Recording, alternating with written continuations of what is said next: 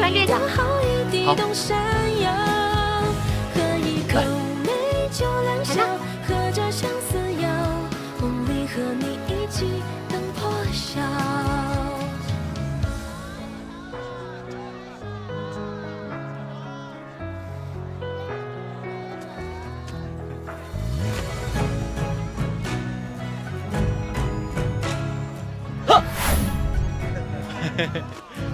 娘子别打！哎，让你吓我！娘子，哎，去那边，去那边。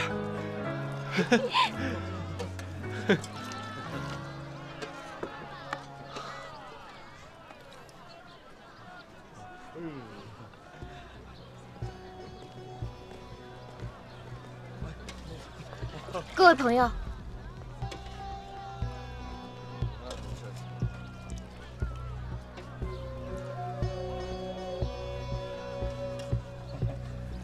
江湖九流聚兄弟，出门在外靠朋友。顺风耳、千里眼、欲寻宝驹、找马眼。这谁呀？原来是道上的朋友。有什么需要您说，但凡是我们知道的，必定告知。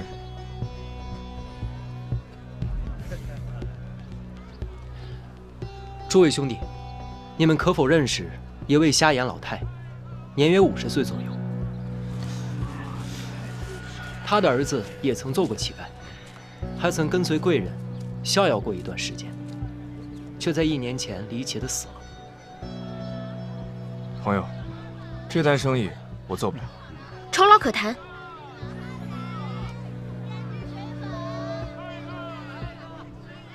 你们不是江州人是吧？ 的确不是江州人士，但俗话说，在外靠朋友，请各位兄弟卖点面子，给些消息。朋友，我们只是来打听一点消息，并无敌意。方才这位兄弟说做不了，这“做不了”3字，况未含糊。若是我没有猜错的话，此事关乎诸位的身家性命。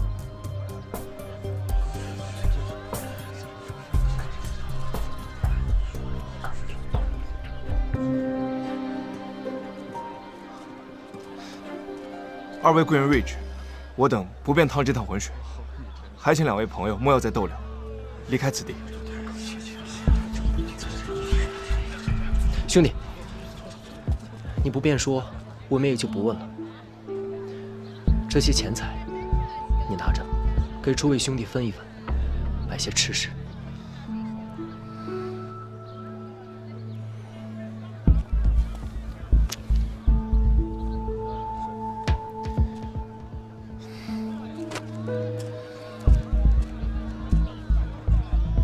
此事我们说不得，不过2位可以试试去逍遥楼找二报神，他法眼通天，只要银钱给的够，什么消息都可以在他那儿买到。多谢。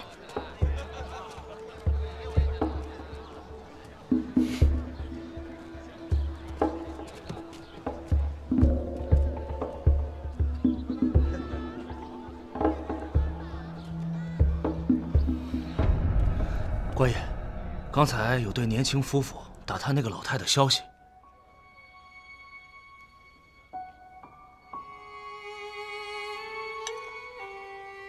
什么人？听口音不像江州人士，那男的一副白面小生的模样，那女的倒是有几分姿色。啊，对，还有点江湖气。这样，你带兄弟们，一面继续暗中打探那个老太的消息。 另一面，给我死死地盯紧了这2个可疑的人，一旦有任何消息，立马来报我。是。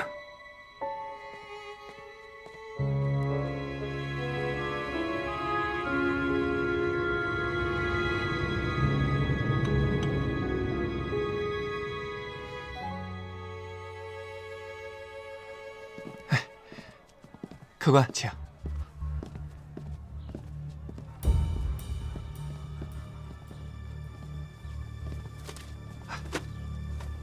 2位客官有什么需要，随时吩咐我。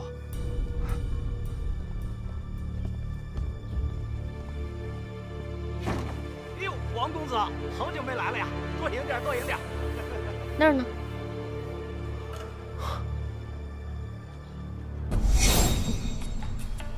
这逍遥楼原本就是做这类生意的，鱼龙混杂的赌场，消息自然灵通了。走吧。等等，去这种地方打探消息，自然要有些门道。门道？齐三公子锦衣华服，腰带玉佩，头戴玉冠，富贵非常。可就是这脸嘛，我脸怎么了？这脸白白净净，斯斯文文，就是这眼睛太精明了一些，一看就会骗人。我如此温和敦厚，又怎会骗人？你可不要冤枉我。可是我这法子就得要会骗人。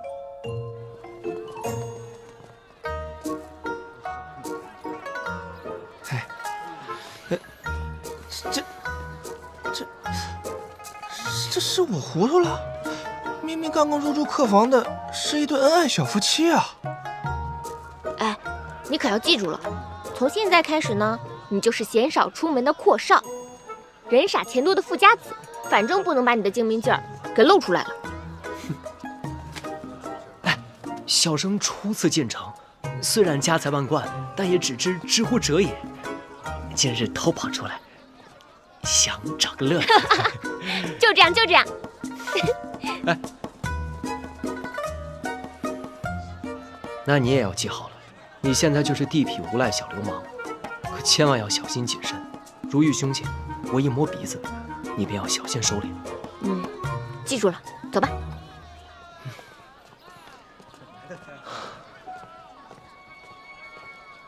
看您贵气逼人，紫气东来，今日定能财源滚滚啊！公子，里边请，玩两手，瞧瞧。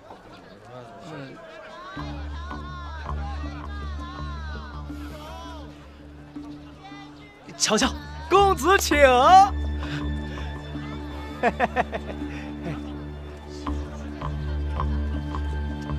请。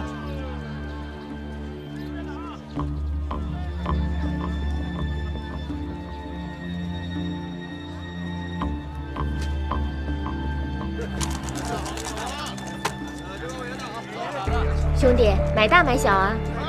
大。哼，122，你输了。大哥厉害，小生佩服。再来一局吧。好。我还压大。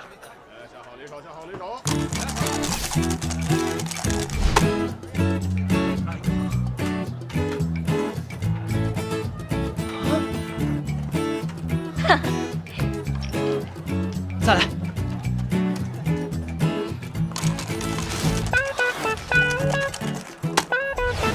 哈哈哈，输了，你今天运气不好。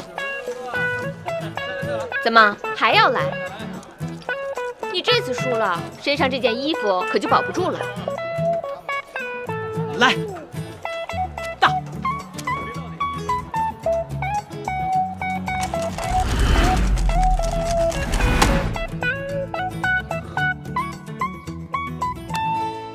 小兄弟，你的骰子我来帮你开。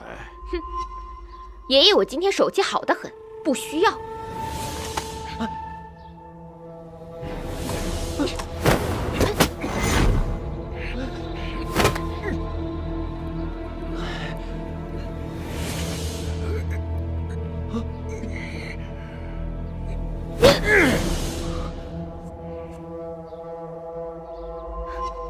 大，是小生赢了，是小生赢了，小生赢了！这是作弊，不算。哎，这可是我们逍遥楼的东家，大度有容、笑口常开的耳报神，怎么不算？哼，原来是大东家，小的有眼不识泰山，失敬失敬。小兄弟，这么好的手气，得再玩两把。我做个东。那我就再陪您玩两把。请。我也要来，乘胜追击方能破敌。再来一局。全下。好，你呢？我压大。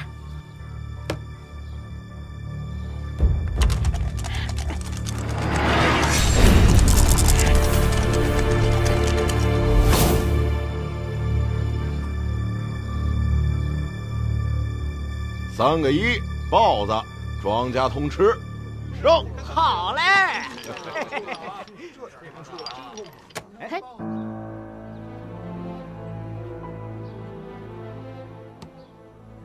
小兄弟，赌局的规矩，愿赌服输，你这是要砸我场子呀？啊！不关我的事啊！我当然不敢砸您的场子了。对，我是觉得这赢了就走的话，多少有点不太道理。嘿，说的对，但你还有钱吗？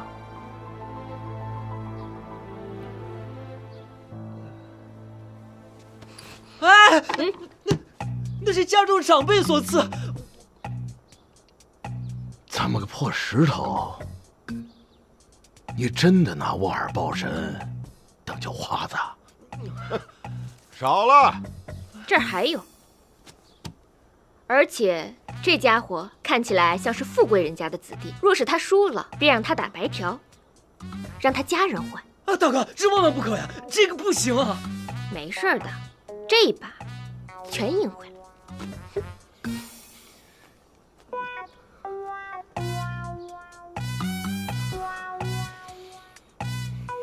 行，好，有胆识。沃尔豹神开门做生意，来者不拒。既然是豪赌，二位雅家请。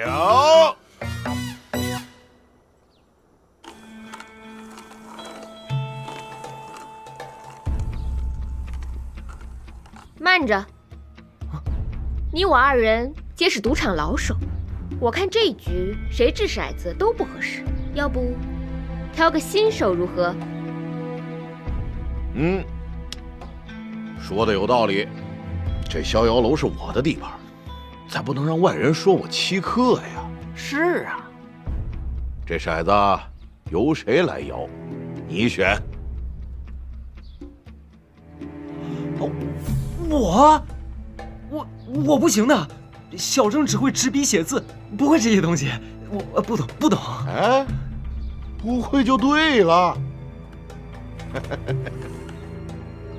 你来摇。兄弟，看你了。我试试。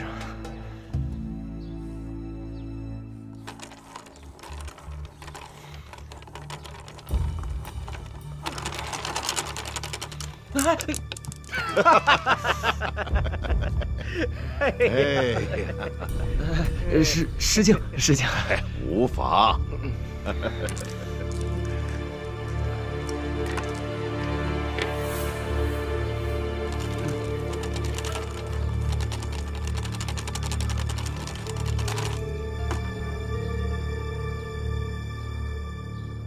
好了，我先选小。那我就选大。大。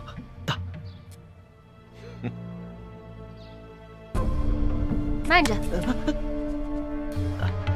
二豹神，我跟这位兄台可是赌上了全部身家，不知道您赌什么？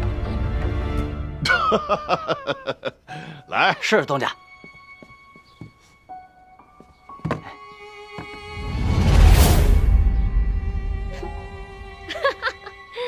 二豹神，我们兄弟二人可是赌上了全部身家，您就这么些银子，怕是有些小气了吧？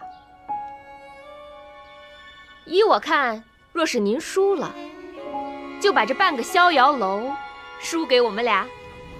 大胆！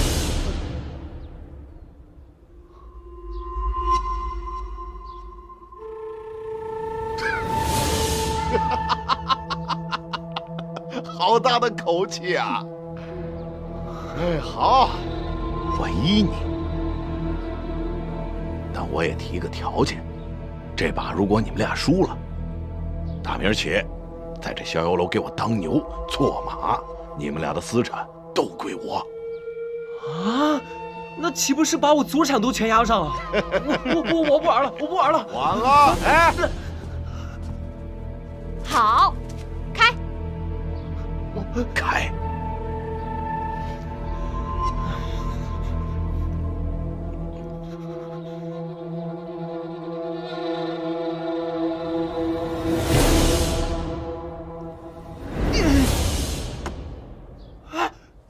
我赢了，我们赢了！不可能，我明明吩咐他。吩咐人把这骰子动了手脚。胡说！这骰子难道是刚才掉在地上的时候？是这样。是你换了。您的骰子在这儿。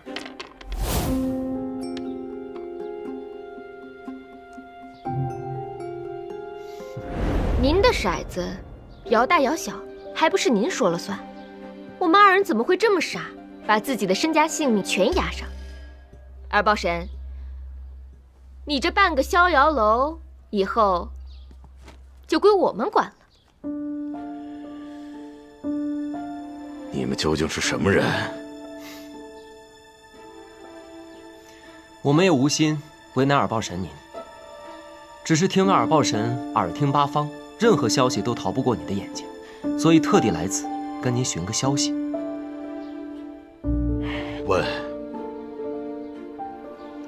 我们在找一位瞎眼老太，想必以您的神通，已经知道她是谁，在哪儿了吧？早就听丐帮的兄弟说，有2个人在外边瞎打听，就是你们俩。耳豹神果然神通广大，我们二人也知道，此事背后牵连颇多，才斗胆拿着半个逍遥楼来跟您换消息。若是您肯帮忙，刚才这赌局便不作数了，这逍遥楼也还是您的逍遥楼。我耳豹神敢输，你们2个外地来的小子敢拿吗？您大可以杀了我们2人了事。不过，刚才楼下的赌徒也都看见我们上了楼，如若没有安然出去，我安排的人会去报官。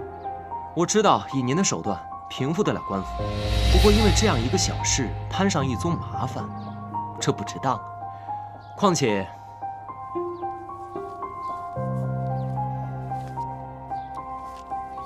我们也都是打开门做生意，这一点钱财，小小心意。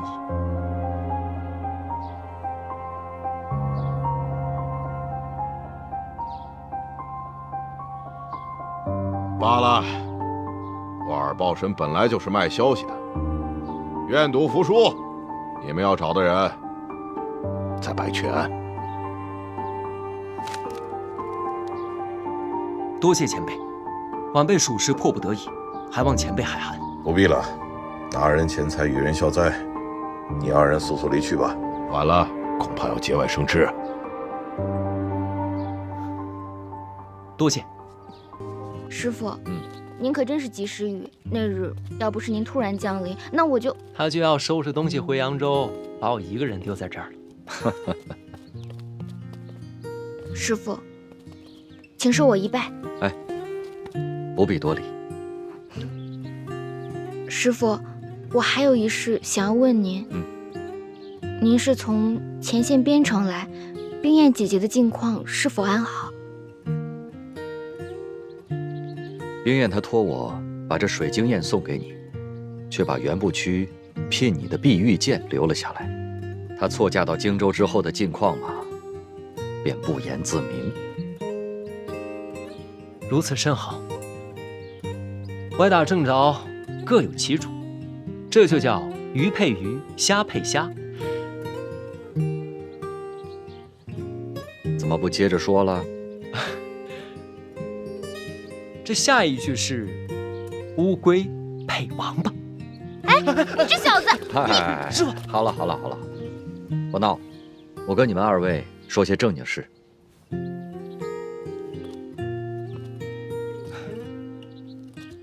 好在是京城连战皆捷，再打好这最后一仗，便可以得胜回朝。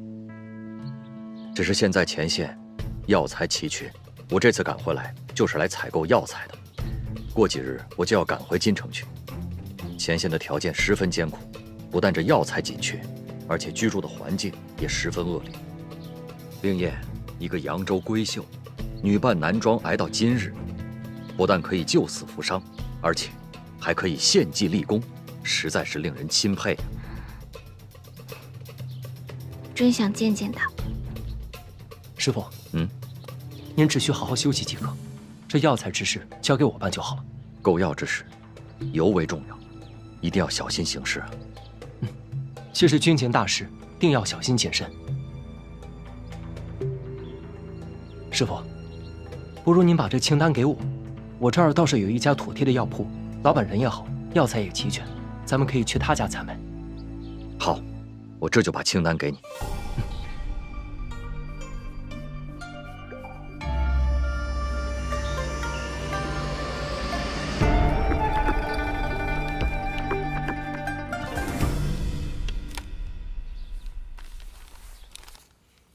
燕生，您手里拿的是买药清单，剩下需要办理之事，我都写在信中。你马上前往舒大娘的药铺，要寂静堂按照信中所说，火速办理。说好。哦，对了，你日后一定要多多留意，有没有人在后面跟着你。如果有人跟着，你就在街上瞎溜几圈，把他甩掉。还有这个，这是师傅带回来的西域葡萄，你的嫂嫂偏要给你这个好妹妹留着尝尝鲜呢。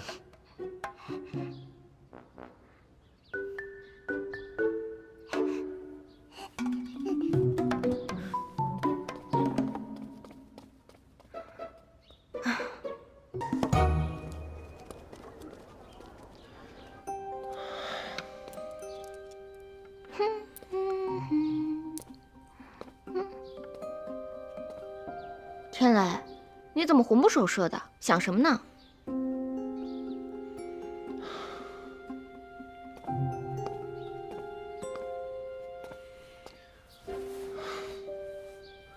虽然师傅也赞同我们的计策，用这个方法，不仅可以让奶奶知道寂静堂一家被陷害之事，也能让她知道柯世昭的真实为人。那有什么好顾虑的？但是揭穿此人，又谈何容易呢？你是怕奶奶不相信你？奶奶自然是更相信他了。为什么呀？奶奶年轻时喜欢养兔子，最宠爱的那一只脖子前有一撮红毛，后来得病死掉了，奶奶伤心不已。偏巧，远在江州的姑母足月生辰，诞下一名男孩，这名男孩的脖子前竟然也有一块红色胎记。奶奶听闻之后，便以为是玉兔转世，亲自前往江州查探，之后便倍加宠爱。此人就是与我大哥同年生辰的柯世昭。竟然有如此巧合之事！这个柯世昭极会笼络人心，整个齐府上上下下，除了我母亲、雅妹之外，所有人都认为他好。你觉得，要是我们没有掌握他的铁证，奶奶会相信我们说的话吗？有道理。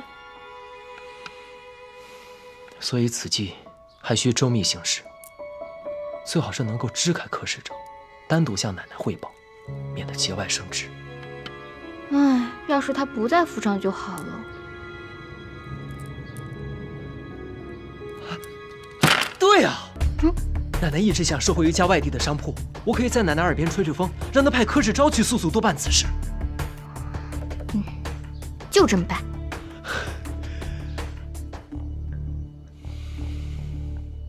柯少爷，听说你要出门啊？老太君吩咐的事，不得不去。不过听老太君的口风，此事似乎是三少爷提出来的，才让我去收了那商行。这三少爷一向不过问生意上的事情，这次都是怎么了？还有那个三少奶奶也不是个省油的灯，搞不好这一次就是他们二人的诡计。小巧，我此次出门在外，府里的上上下下，你要好好留点心。老太君来了。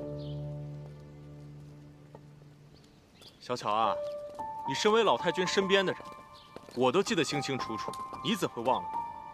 老太君曾多次说过，人前爱争长与短，人后必然话是非。你以后所有不顺心的事，一定只可以跟老太君讲，不可以人前人后的乱讲，记住没有？是，柯少爷，我知道了。还有啊，哎呀，你走了。还有，我走之后，这府里的上上下下一定要多留点人盯着，还有三少爷那边也要留点心。你看，轿子已经备好了。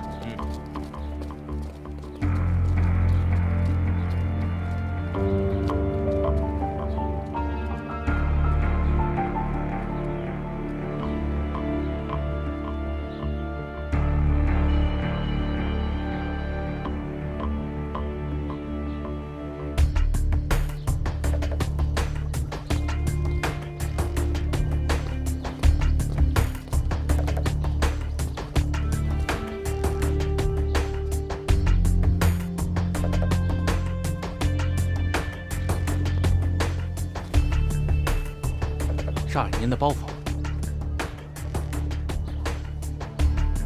来，起轿，走了。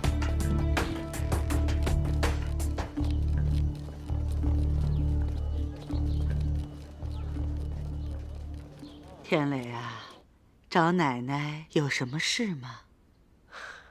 奶奶，最近咱们这儿来了一个戏班，叫鸾喜班，他们演的剧目，我们连听都没听说过呢。现在已经唱红了整个灵州城。行吧，那就把这个戏班请到齐府来，为齐府的老老少少专门演上一场，可好？行。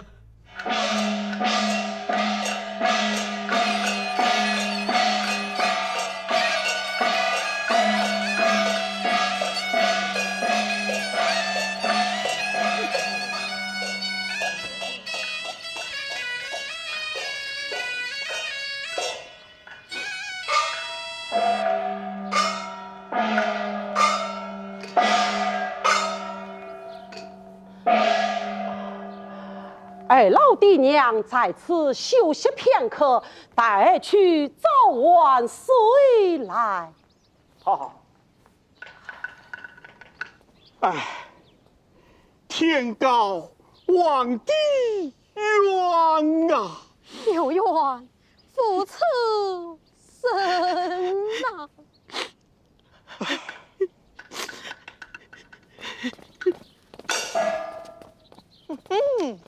你们逃得出江州，却逃不出我的手掌。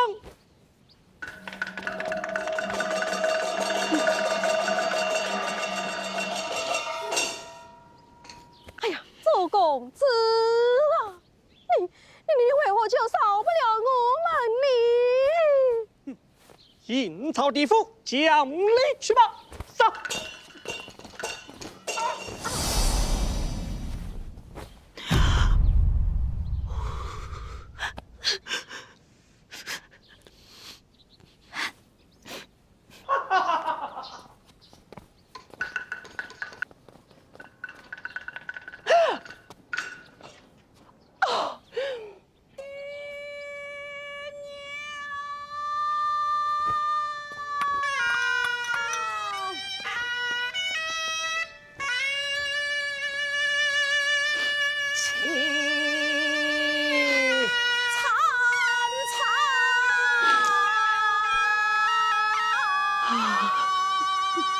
可怜的见爹娘。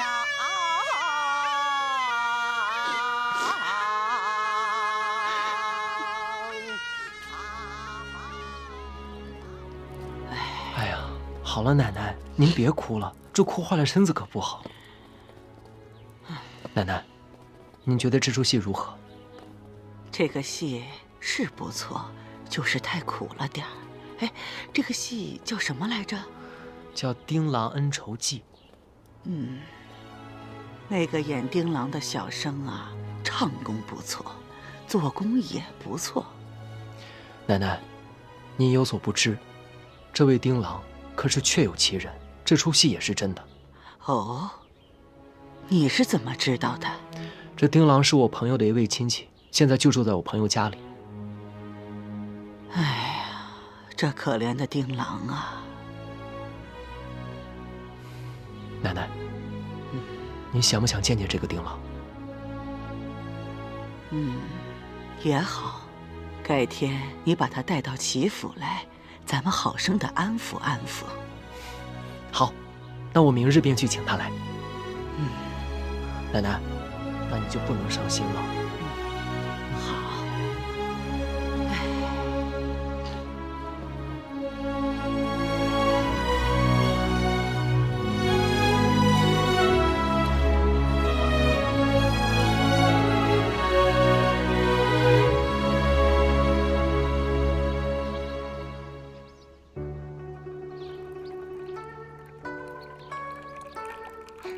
奶奶，我新寻得了好茶，一会儿让小巧姐跟着小喜去取。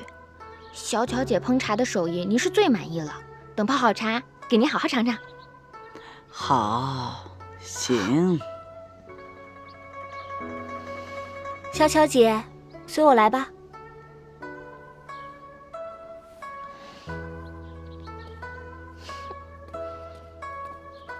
那茶呀，可香可香了。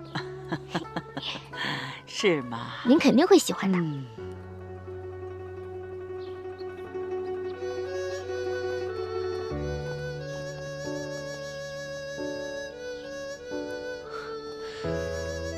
奶奶，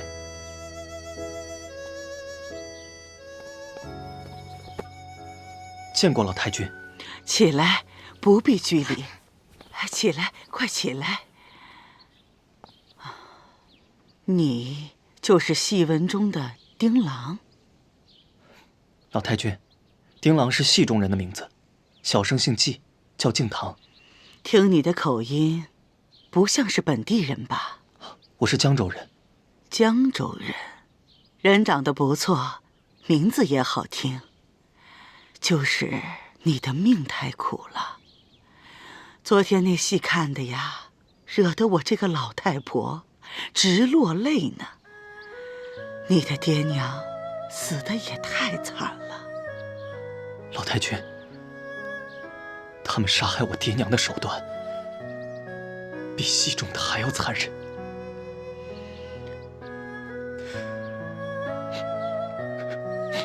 别难过，别难过了。既然如此，那我就问问你，为什么不把真实的情况写到戏里，让大家都知道呢？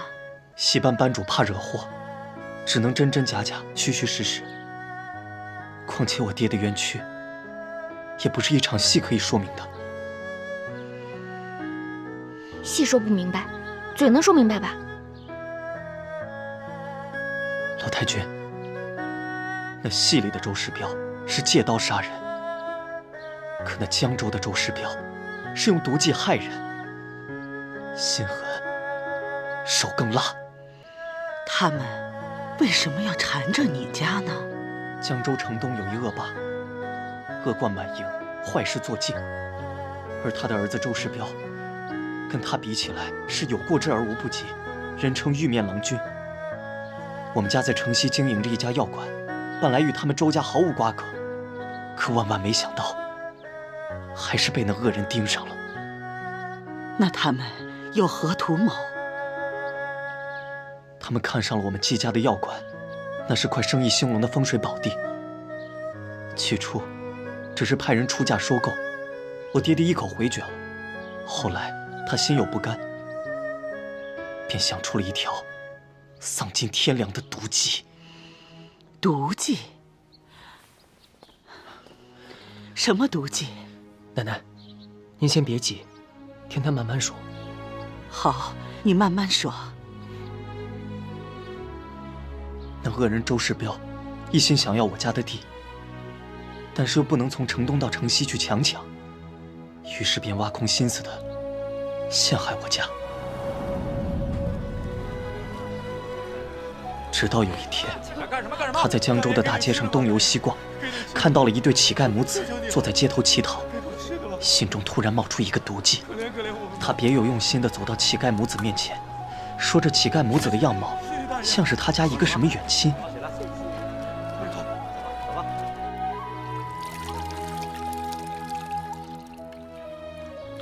一番花言巧语之后，周世标让人把这个乞丐骗回家中，大吃大喝，让这个乞丐吃得好穿得好，犹如平地升天。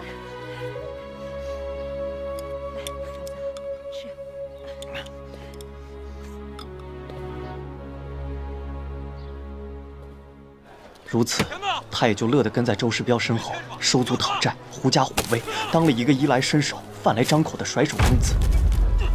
这个乞丐在周世标家中一住就是半年。有一天，这个乞丐公子偶然得了小病，周世标便请了个郎中给乞丐把脉瞧病，开了药方。乞丐公子便拿着这张药方到我家的药店去抓药。为人朴实的爹爹，万万也没有想到其中有鬼。他按照药方抓了药，给了这个乞丐公子。公子，你拿好。谢谢少爷。之后，周世标又派人偷偷将真药换成了毒药。乞丐公子喝下去之后，顿时七窍流血，一命呜呼。贩卖假药，谋财害命，跟我见官！怎么可能呢？我们这家药铺一向卖的都是货真价实的药。快走！周世标让他的手下抬着乞丐公子的尸体到我家店门口大吵大闹。爹爹和他们理论，可是这帮恶人蛮不讲理，硬说爹抓错了药，害死了乞丐公子。他们不由分说地把爹拖进了衙门。收了周世标贿赂的县官，用酷刑逼我爹爹招供。可怜的爹爹，蒙冤寒屈，惨死狱中。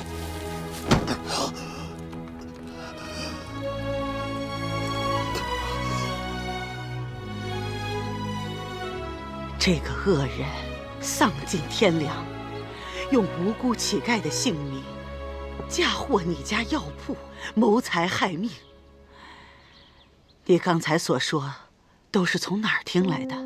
当年敬堂想去官府报官，却被那周世标买通的狗官赶了出来。恰巧在门口遇到了那位乞丐老太，乞丐老太也觉得他的儿子死得有蹊跷，便去质问周世标。这周世标便派人在他的吃食里下毒。幸亏有个心善的小丫鬟提醒了他。老太知道周世标要赶尽杀绝之后，便连夜逃走了。可这周世标心狠手辣，竟派了许多人去追杀老太。老太受了重伤，眼睛也瞎掉了。她心有不甘，想去报官。途中我遇到了她，我带着她一路逃离江州，却不曾想，这周世标派人连夜追赶我们。混乱之中，我与那老太走散。唉，善恶到头终有报。敬堂，你今日来，就算是我们有缘。这样，我送你一些银两，祝你日后去寻找那证人瞎眼老太，再去状告周世标。若是我说出那周世标的真实姓名，奶奶，这戏中的丁郎实是季敬堂，不过这戏中的周世标嘛，是谁？禀告老太君，那戏中的周世标不是别人，正是来自江州的柯世昭。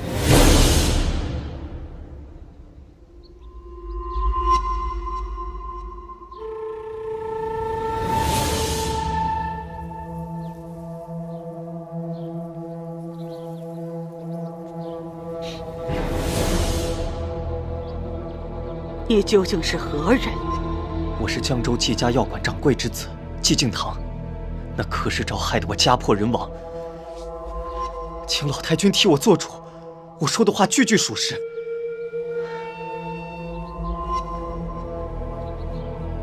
这是我爹临死之前亲手写的，连狱中的狱卒都动了恻隐之心，才将它转交给我。敬堂报官无门，又与老太走失，丢了人证。听闻七老太君您有仁爱之心，又慈善公正，定不能让那柯世昭毁了您齐家的名声啊！于是我才斗胆来见您，求你给我个公正。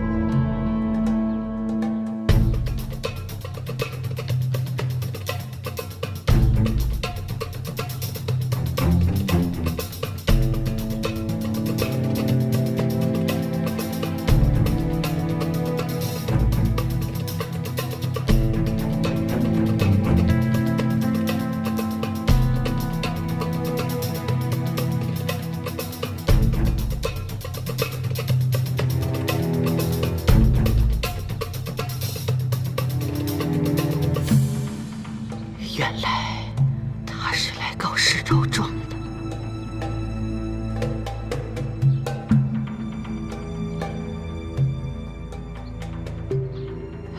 既然这个案子他官府都管不了，又没有证人，我一个商户老太太更不方便插手。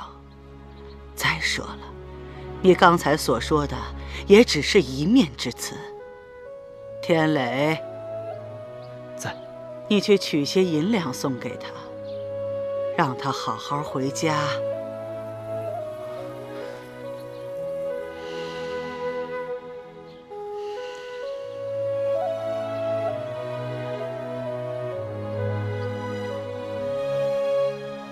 是。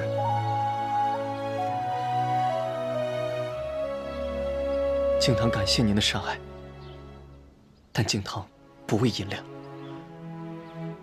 只求替我父母还个公道。祝老太君福寿康宁。敬堂就先告辞了。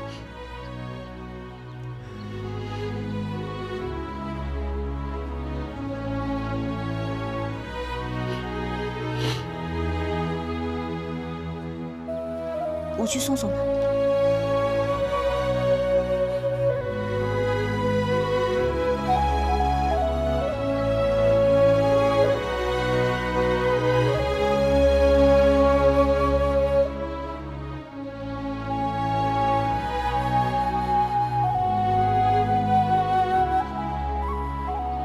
天磊，你是怎么认识那孩子的？有一天，他在咱们齐府大门口吵嚷，说着要见你，让您替他做主，结果引来了王胡子等人，将他暴打一顿。我与冰燕正好路过，将他救下。世昭在吗？他不在。那为什么你不早点告诉我？孙儿想，毕竟此事牵扯3条人命，又与柯表兄有关，不能只听信一面之词便妄言相信，还想等着查实之后再说也不迟。天磊啊，寂静堂的事情你不要再管了。世昭现在是在替我办事，办的都是我们齐家的大事。如果让他牵扯到官司，那受损的可就是我们齐家了。奶奶，这寂静堂家的冤情早晚都会真相大白。但是咱们齐府的大事，您还是尽快收回自己手中比较好。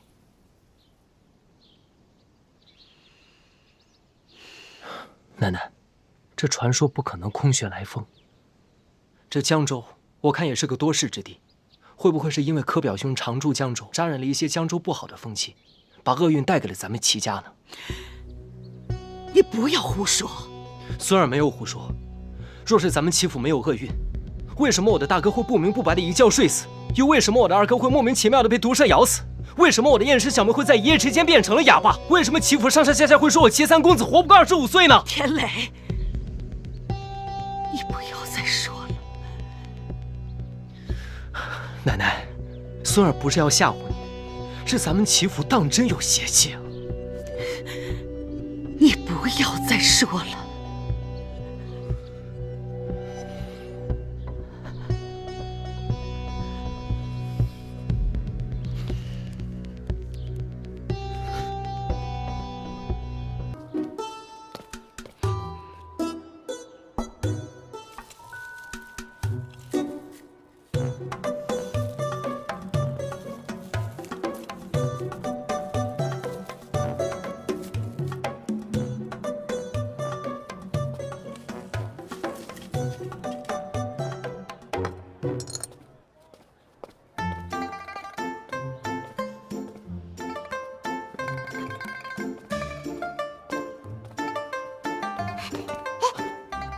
燕生，你怎么在这儿？快来帮我。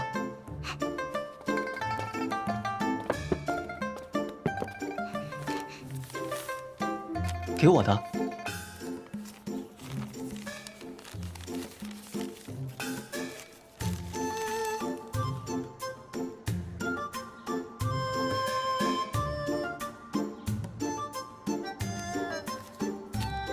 敬堂兄会见，吾师归来，携身为戍边郎中，需为战事伤员筹买药材，此事事关重大。好，我马上去办。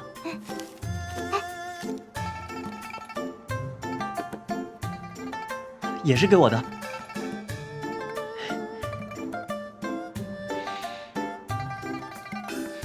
真香。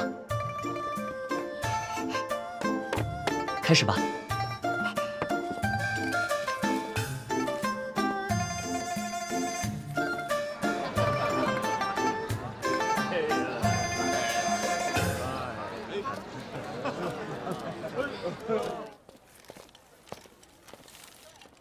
敬堂，哎，娘，你们俩这忙活什么呢？齐三公子让燕生送过来一封信，说是让咱们替他速备一批药材。要这么多啊？您看，这批药材是要送到边城给杀敌将士们用的。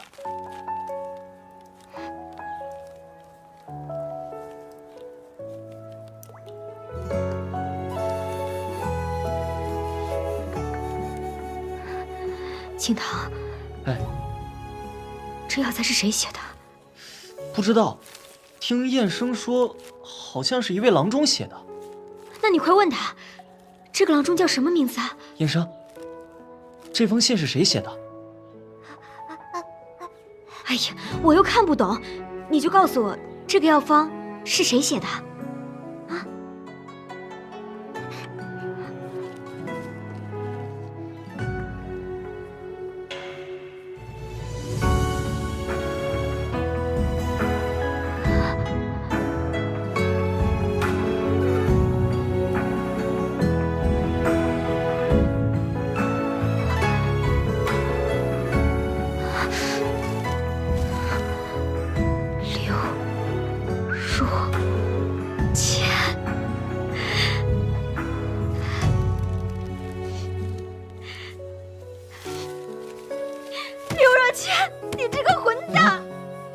娘，你怎么了？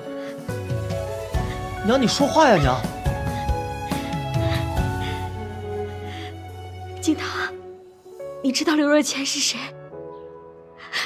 我的夫君，你的干爹呀！真的？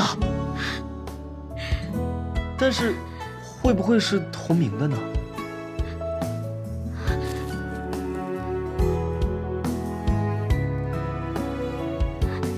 没错，就是他。燕生，你快带我找他去。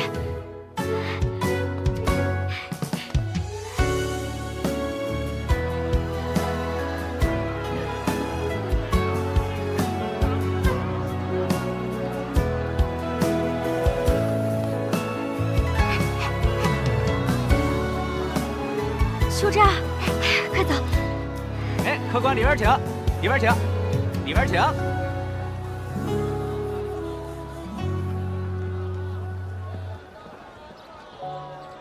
这儿吗？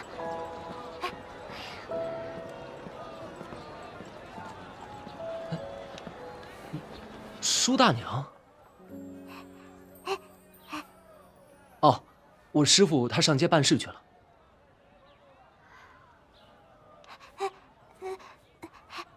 舒大娘是找我师父有什么事吗？我。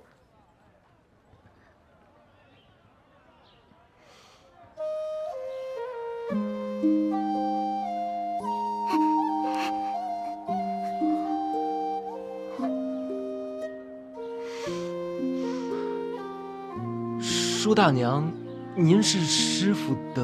我是你师父的发妻。啊？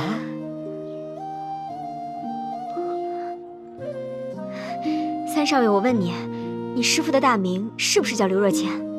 是。河南洛阳人。是。今年41，属猴的，对不对？是。哎呀，那没错，就是他。我们俩打小就认识。我父亲是开药店的，收了个孤儿徒弟，就是你师傅。我们俩从小一直玩到大。哎，我知道这个叫青梅配竹马。我也不怕你们三位笑话，这也算是天生有缘。我8岁就看上他，18岁就同他圆房，都到了这个年纪了，我还得踏破铁鞋东跑西颠，满世界去找他。哎，你们说，他算不算是个冤家？是，这师傅也不往家里去封信。他原来出去也是有出有归有信，这不他一出去2年，我等得心焦。你说年轻那会儿性格温和，这上了点岁数了，脾气就暴躁了些，我就狠狠斥责他为何不回家，这怎么家里就不如外边了？这不把人给吓跑了。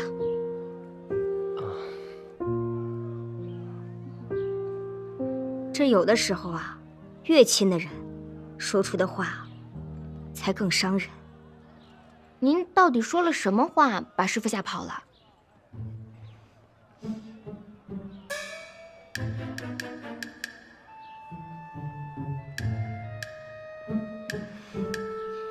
就一句话。什么话？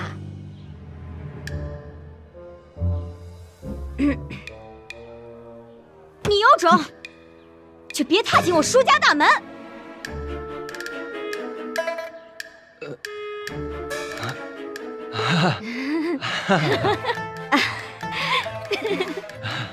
这舒大娘严重吗？也难怪师傅他不回去。可不是嘛！你说我当时说的时候也是无心的，这不是吵架了，这个床头吵了，床尾就和了嘛。谁想到一句话就把人给伤了。那大娘，您都知道是您错了，那道歉去不就行了吗？是啊，我知道错在我，这不才满世界寻他吗？这不寻了许久，没想到他成你师傅了。哦，那师娘，请受徒儿一拜。快免礼，使不得，使不得。哦，对了，师娘，这次师傅从荆州回来置办药材，是为了办救治边城伤员们的大事，所以一切费用由我来承担。还请师娘先回药铺去，和建堂兄弟一起备好药材。我保证，师傅回来之后，定能与师娘团圆。好。燕生，你先回金邮居，等师傅回来。回来之后，立马带来见我。那我们就先走了。那徒儿就不远送了。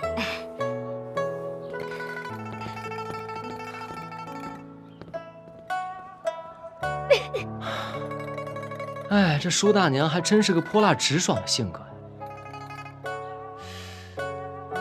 李小姐，你日后不会成个李大娘吧？那倒是不会，我呀，只会变成一只大老虎，然后把你吃掉。哦，那我这齐三少爷还真是可怜啊，要被个虎儿叼走了。那你就来吧。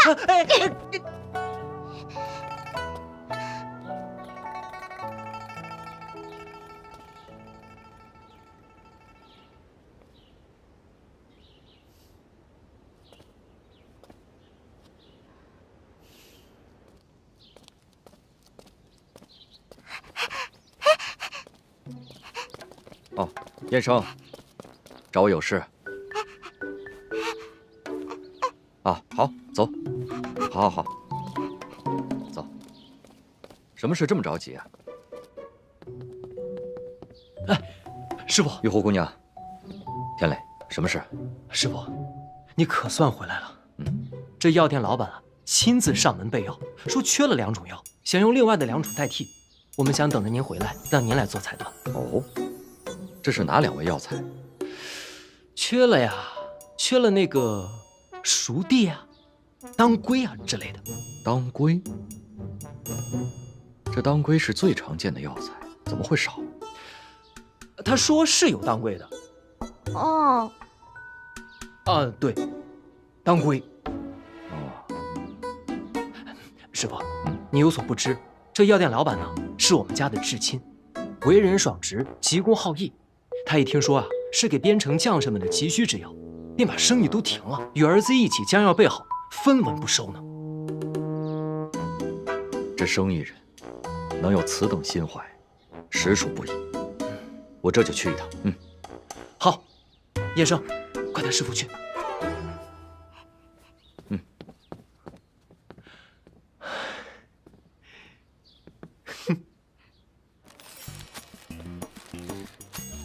静堂啊，哎娘，他们怎么还不来啊？哎娘，你就放心吧，准备了这么多药呢，干爹肯定会来的啊。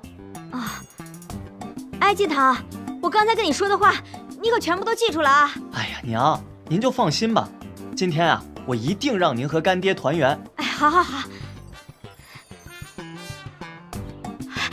来了，干娘这次可全靠你了。知道了。哎，燕生。悬壶济世。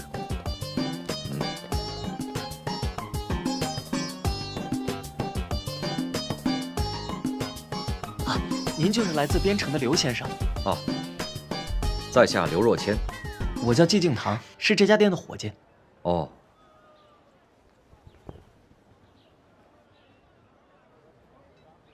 你家店主呢？店主方才一直在这等候您，但实在不巧，他因为一点急事被请了出去。您稍等片刻，他马上回来。好。你先忙。我先忙。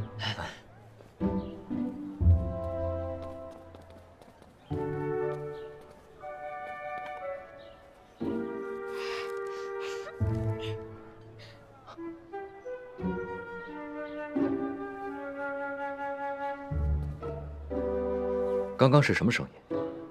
你们家不会有老鼠吧？呸！你才是老鼠。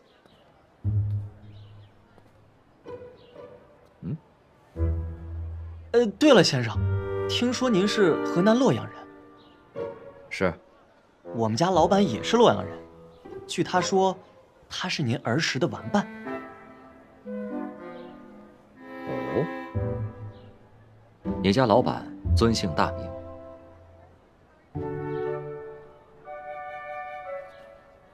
他姓佘，叫佘宇。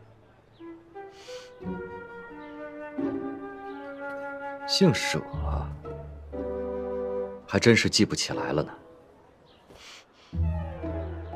想不起来，就给我好好想想。快去忙吧。哎。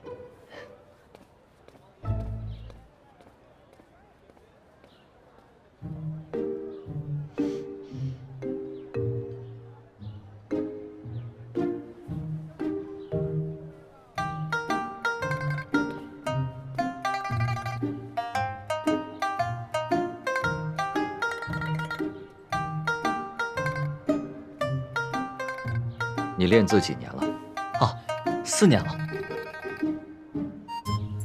触笔灵秀，后生可畏。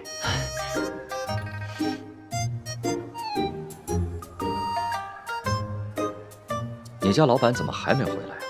是不是有什么事情耽搁了？确实。不瞒您说呀，昨天还起冲突了。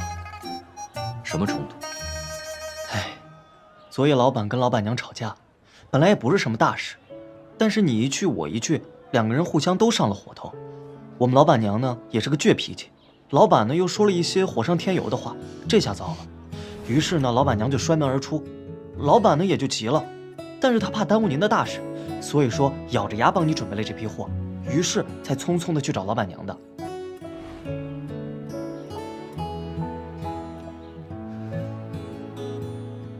真的是家家有本难念的经。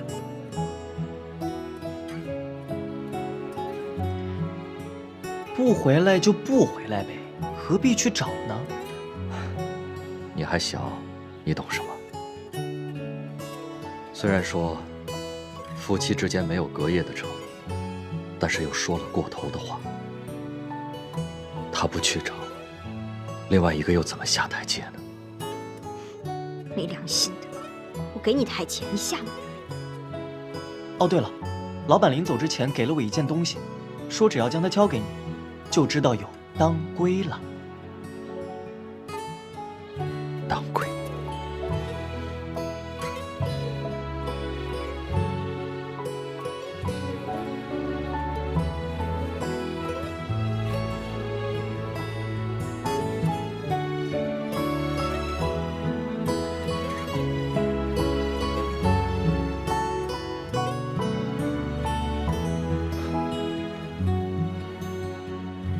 你家老板到底是谁？蛇语，蛇语，叔也。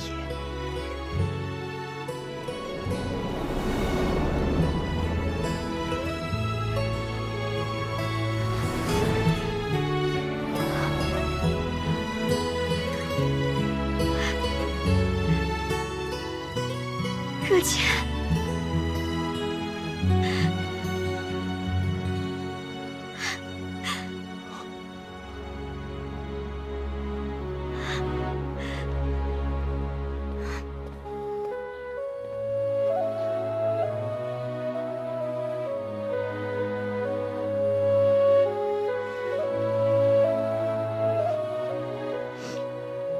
我找的好苦啊！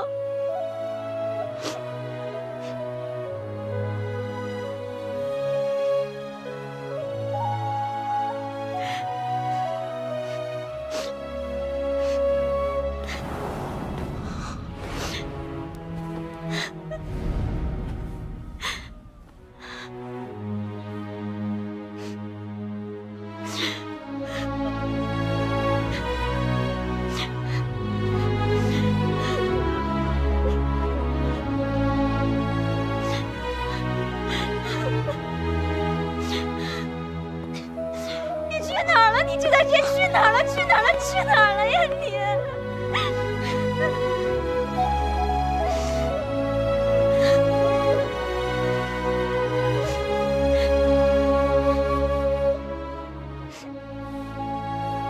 孩儿敬堂，拜见干爹。啊，免礼免礼。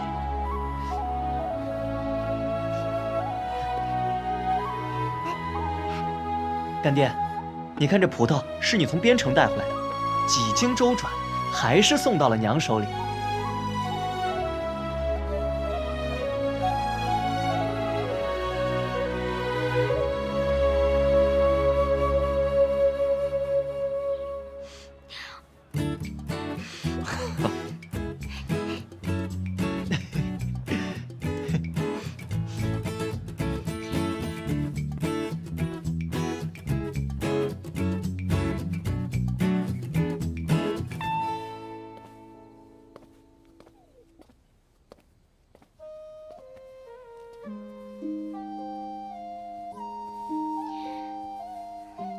若谦，我决定了，以后啊，你上哪儿我上哪儿，咱俩再也不分开了。秀云，你放心，后天我把药材送到边城，很快就回来了。后天？你一天都不能多待？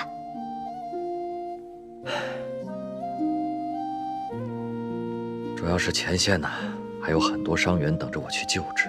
你不放心这个，不放心那个，你怎么那么放心我呀？你去悬壶济世，我不反对，但你也不能把我丢在一旁不管不顾呀。你呀，刚好了那么一小会儿，就开始唠唠叨叨，没完没了啊！我唠叨，还不是因为挂念你吗？我知道你是在乎我。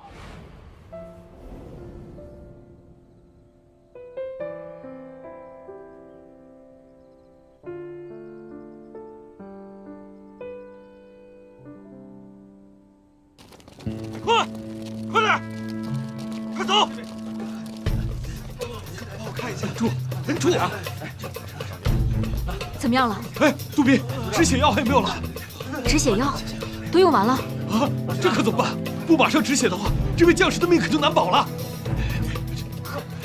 我想到了，我师父之前指着山上的黄杨草跟我说，此草虽有一定毒性，但是关键时刻可以救人性命。啊，此时此刻的黄草就是救命的良药啊！我马上士兵去采。不用了，我认得，我去吧。好，哎，你小心点儿，快压住！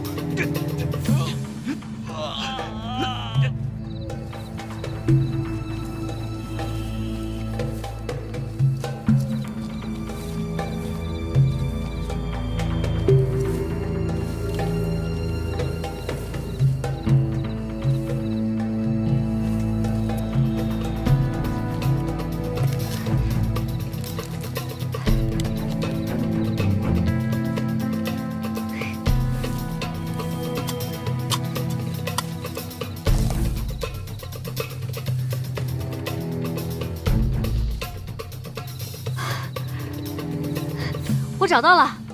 啊，找到了！好，好，终于找到了。这附近一定还有，我们分头去找。好，好。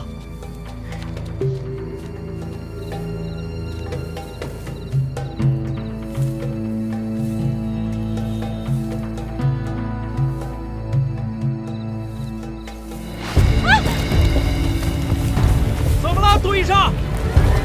杜医生，杜医生！兄弟，忍住！有了这个就有救了，就有救了！多亏了杜医师，连夜上山采的呀。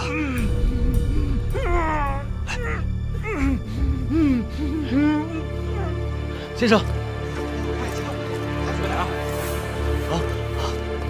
听说多斌受伤了，怎么搞的？哎呀，为了抢救伤员，他连夜上山采药，给摔伤了，严不严重？哦，幸亏是外伤，皮肉受点苦。不过这孩子是真倔呀，硬是不让人碰，他自己回去包扎了。来了。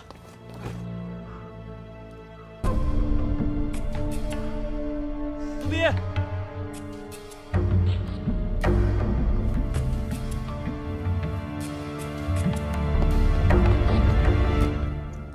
杜斌，怎么样了？平威，还疼吗？我都好多了。你也真是的，半夜私自上山，为什么不跟我说，让我陪你一起啊？来不及了，救人要紧啊。行吧，哎，跟你说个好消息，入虎学探敌情的那个小兄弟得救了。真的？当然了，这也多亏了你，及时上山采药，又立了一大功啊。这仗是大家打的，人也是大家救的，什么功不功的？反正你就是功不可没，我要找大哥帮你请功。嘿嘿，干嘛？大哥来了，还有人跟我请功呢。对。大队人马还在外面呢，快去。是。德斌，那我先走了。啊。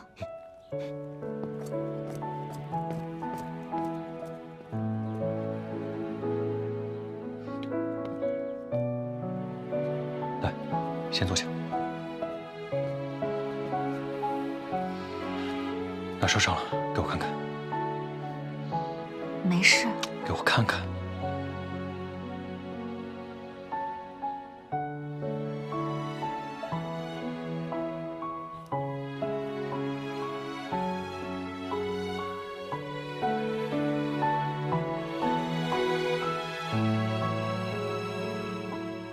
还疼吗？你上山怎么也不跟我说一声？昨晚情况紧急，救人要紧吗？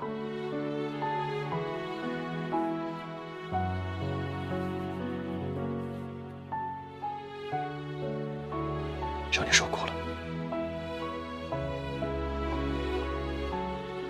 但真没想到，你居然还是扬州的富家小姐。其实，离开扬州，换个环境也挺好的。自从我来了军营，我才知道，这个世界有这么大，我能做的事情有这么多。现在，我都没有刚来的时候那么想家了。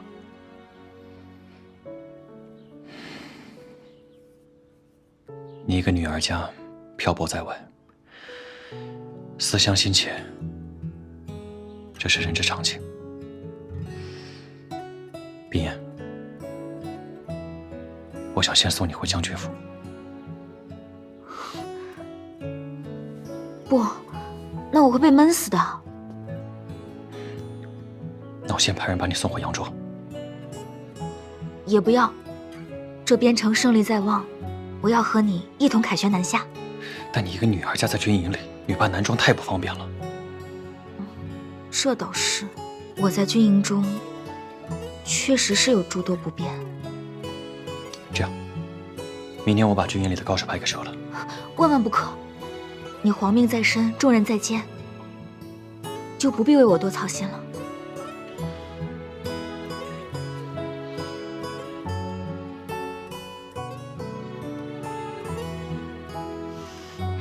我呢，会趁着养伤之机，好好的想个主意的。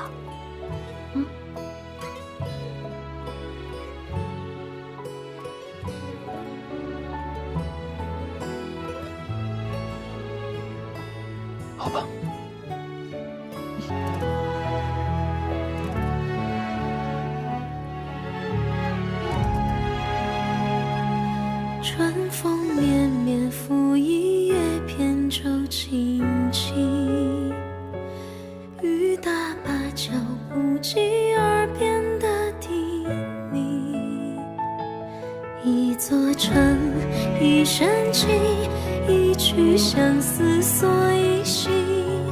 梦里桃花片片散落奔月明。夜雨伴随扬州行，一人撑伞两肩并，花瓣飘零。真没想到，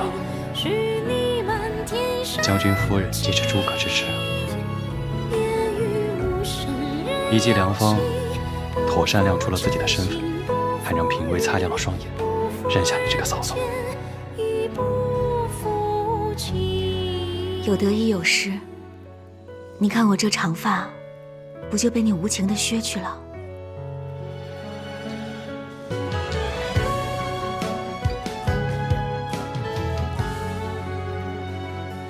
春风绵绵，拂一叶扁舟轻轻。雨打芭蕉，不及耳边的叮咛。一座城，一生情，这是一曲相思锁一心。梦里桃花片片散落半月明。夜雨伴随扬州行，一人撑伞两肩并，花瓣飘零，许你满天深情。夜雨无声人有情，不负真心，不负雨，不负人间，亦不负情。夜雨蒙蒙扬州行，山高水远情不离。良辰美景，透出深情相依。夜雨柔柔人有意，姻缘错对须惋惜。郎情妾意，此情不移。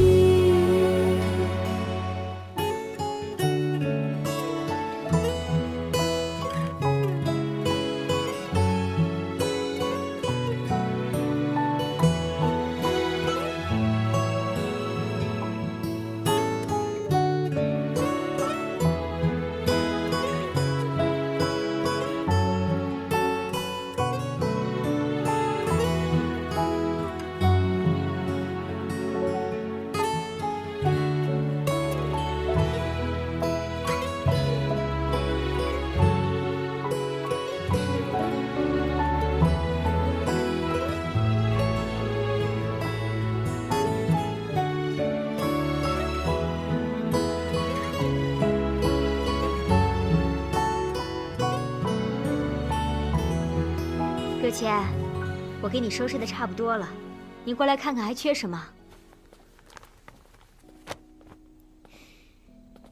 秀媛，让你费心了。什么话？哦，对了，你等着。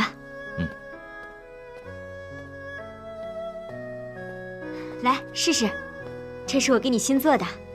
这得花费不少的银两吧？这算什么呀？这2年我不在你身边，你自己也不知道置办2身新衣服，看着让人心疼。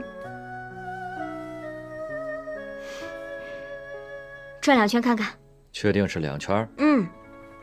1圈，2圈。还不错嘛。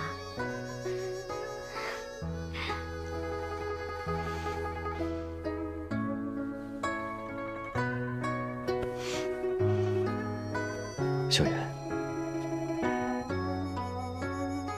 我都懂。若谦，我有个事儿想和你商量。你说。但不知道你愿不愿意听。都老夫老妻的了，有什么愿意听不愿意听的？哎，我说你一个性格直率之人，怎么也变得扭捏起来了？你说，我们俩也快3年未见了吧？这才团聚了2天，你明天又要走。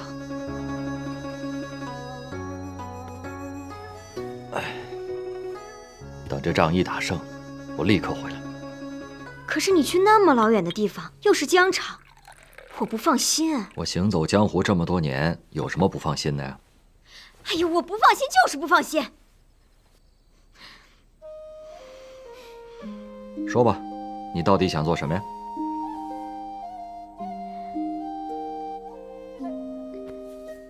你带我也去吧。不行。怎么就不行了？这路上多一个伴儿，他怎么就不行啊？路途遥远，而且军中环境十分的恶劣，我是怕你受苦啊。我不怕。袁将军他还颁布了一条军规，不得任何女子步入军营，否则格杀勿论。那你徒弟不是女的吗？我不是跟你说过吗？她是女扮男装。那我也女扮男装。不行，反正我说过，不行就是不行。现在已经有一个了，你再去不是添乱吗？我。秀云，秀云，其实能和你再次相见，我就已经别无所求了。别无所求还乱跑？我那不是乱跑，我去边城，把那大事有头有尾的做完，你就在家安安心心的等我回来，好吗？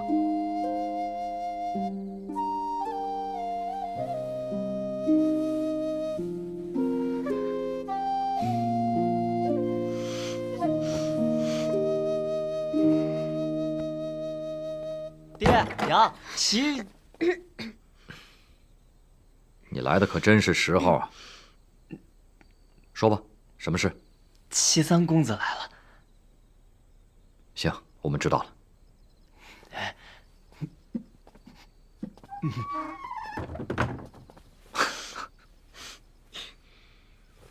得知师父明日就要启程，徒儿特地前来倾听教诲。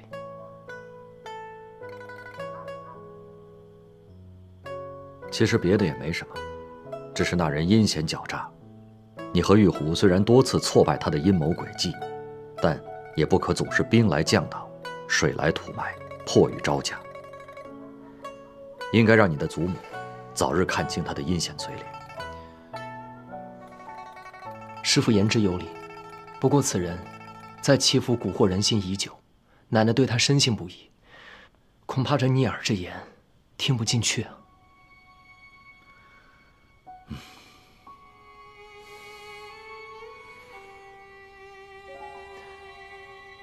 师父，徒儿突然想到一计，我想让奶奶尽快知晓柯世昭在寂静堂父母身上犯下的恶行，怎么样？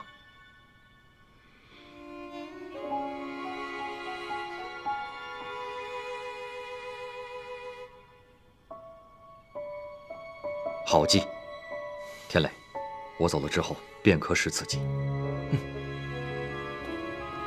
敬堂感念公子能出此计谋，恳请三公子早日为我九泉之下的父母报仇伸冤。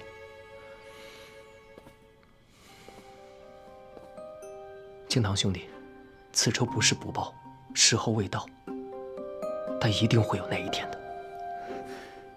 多谢三公子，快请起，不必多礼了。师父，那你明日启程一定要小心谨慎，我和玉虎就先回去了。师父，一定要多保重。好，保重。早点回去休息吧。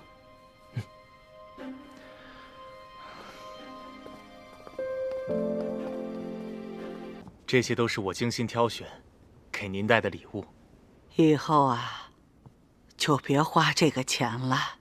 还有，各方亲戚，不要再送什么土特产。今天呢，这2罐茶叶我收下，其他的你帮我送到江州你母亲那儿，就说是我送给她的礼品。是，外祖母，都听您的便是。来，喝茶。坐下吧。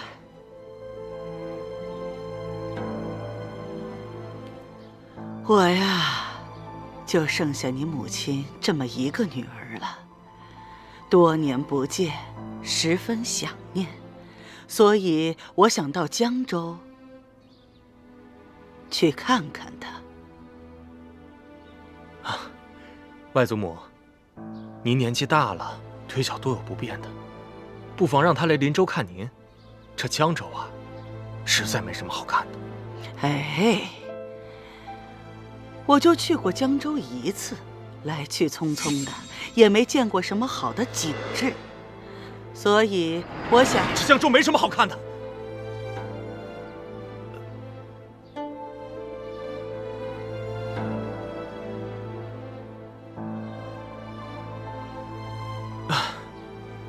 外祖母，实话跟您讲，这江州的确是我的故乡，虽然不算是什么风雨之乡，但确实也是一个富庶之地啊。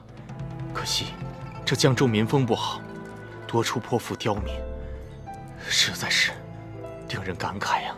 不对呀，当年你父亲在江州是有头有脸的人物，那些鸡鸣狗盗之徒，怎么敢招惹你柯家呢？正是因为我父亲有此背景，还为人正直，眼里从来揉不得沙子，所以宿敌、仇人也多。而如今他已经不在了，可就是有这么一些奸佞小人，喜欢恶意造谣、肆意诽谤。就这样，一传十，十传百的，我们柯家这好好的名声，全都给传坏了。原来江州是这么一个情况，看来此事也不可听一面之词，还需从长计议。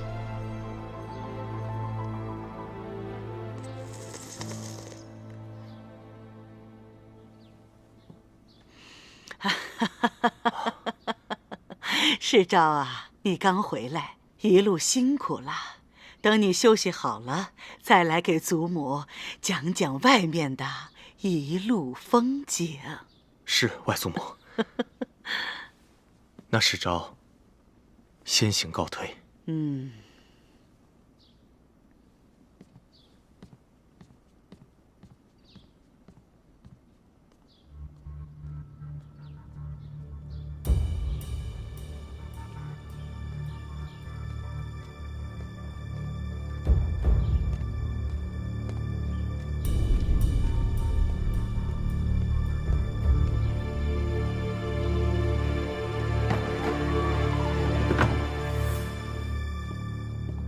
柯少爷，您找我。老官，我正好有事情要吩咐你，请讲。江州有一位瞎眼老妇乞丐，我要你带着兄弟们暗中查访，找到最好的时机，除掉他。明白。所以，老太君信了吗？方才老太君找柯世昭问话，柯世昭出来只是神色坦然。根据推算，奶奶并不相信寂静堂所说的。捉贼拿赃，奶奶不信，我们就把证据摆在她面前。对呀，这寂静堂是受害者，奶奶不相信。但若是把瞎眼老太找来做人证，岂不是铁证如山？奶奶自然就信了。只是这老太太在山高水远的江州，我们被困在宅子里，出也出不去啊。我有办法。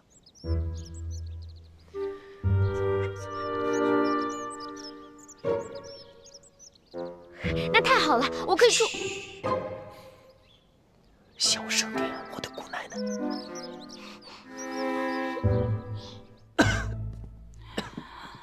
天磊，奶奶来了。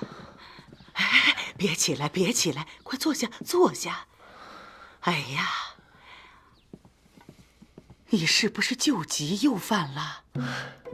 奶奶放心吧，没事的。一定是前段日子他太累了，累病倒的。奶奶不碍事的，最近天气闷热，孙儿胸口憋闷。早些年刘师傅在，都会带我去山林别院静养。今年师傅不在，身子也就虚弱些。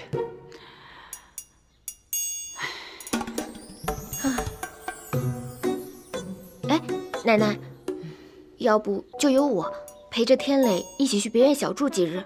听天磊说，那里山清水秀，空气清新，或许对养病有好处。我怕，若是等着刘若谦师傅回来，天磊不知道要变成什么样子了。也好，要不这样吧，让你表哥派人送你们俩过去。奶奶，表哥他还要打理咱们齐府的生意，公务繁忙，就别再劳他费心了。有冰燕陪我，一切都会处理得妥妥当当。冰燕呐，那我就把天磊托付给你了啊！奶奶，您就放心吧。哦，对了，奶奶，我见叶生妹妹整日闷在房里，能不能把她也带上啊？那个别院清新又安静，方便她散心。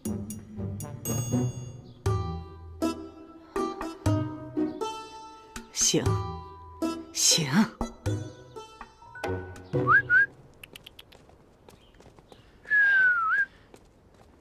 少爷，看来三公子病得确实不轻啊。不可以大意。你的人靠谱吗？放心吧，我的人绝对靠谱。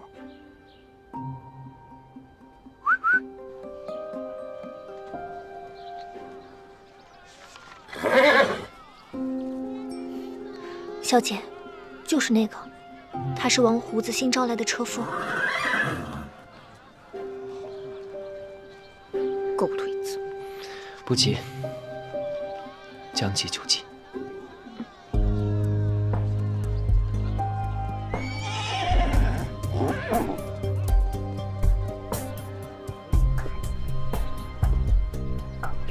小喜，你跟叶生先走，记得去东街办事，一切小心。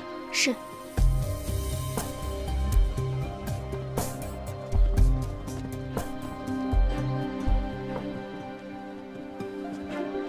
从东街走，出发。是。赶紧出发！去。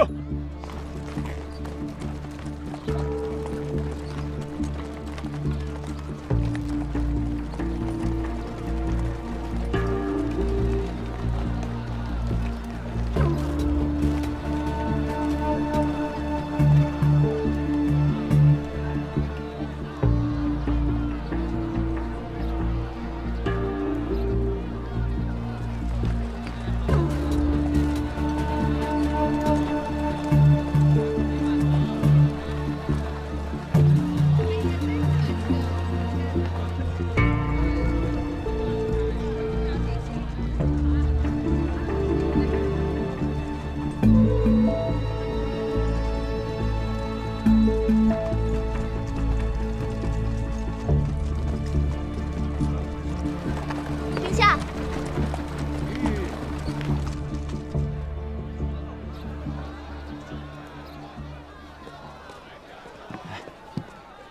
三少爷的补药还差了几副，我去药铺抓了带上，免得别院私下没有药铺，耽误了三少爷养病。你们先等等。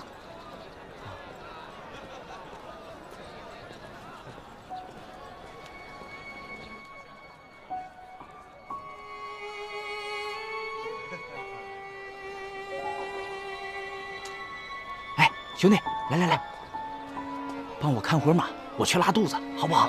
一会儿就回来。快点啊！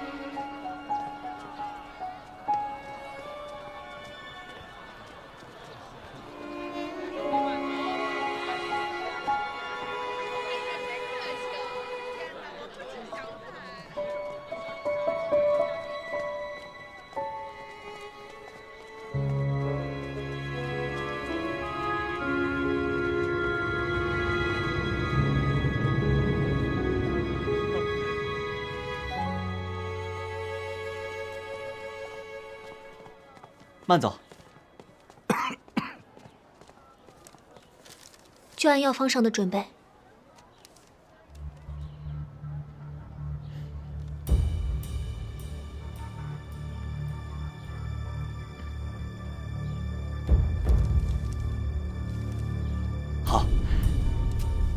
这是您的药，5两纹银。哎，银子，谢谢。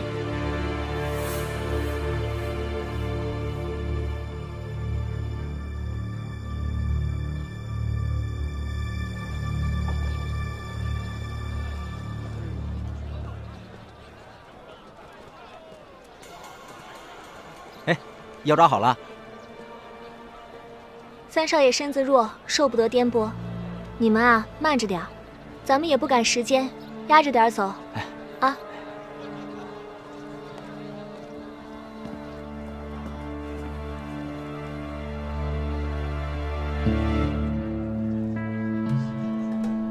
慢着点走啊！去。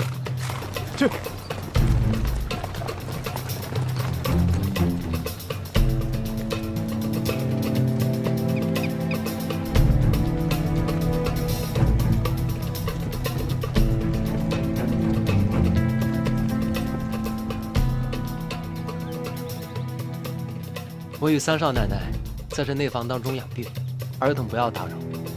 你们便守在这大门口，住在偏房中即可。如有不听命的，待我们回府之后，三少爷禀明老太君，肯定会重罚，并且打发你们出府。听明白了吗？明白。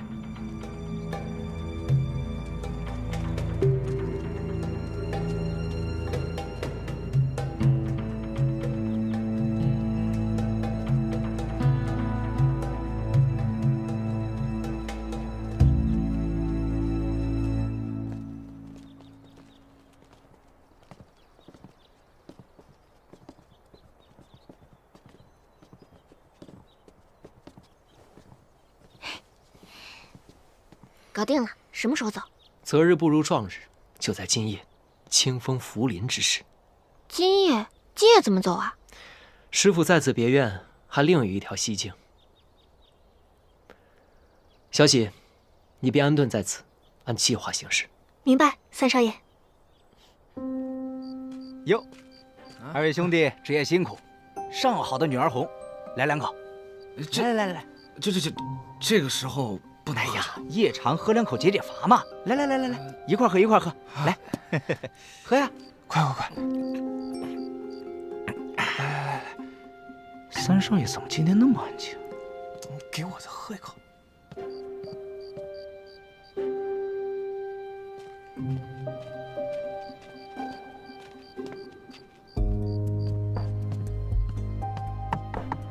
三少爷、三少奶奶，吃点点心吧。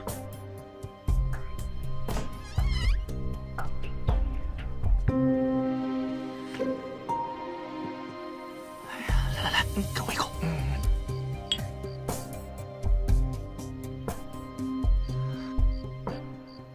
谢了，多谢啊！没事，辛苦啊，慢走啊，慢走啊。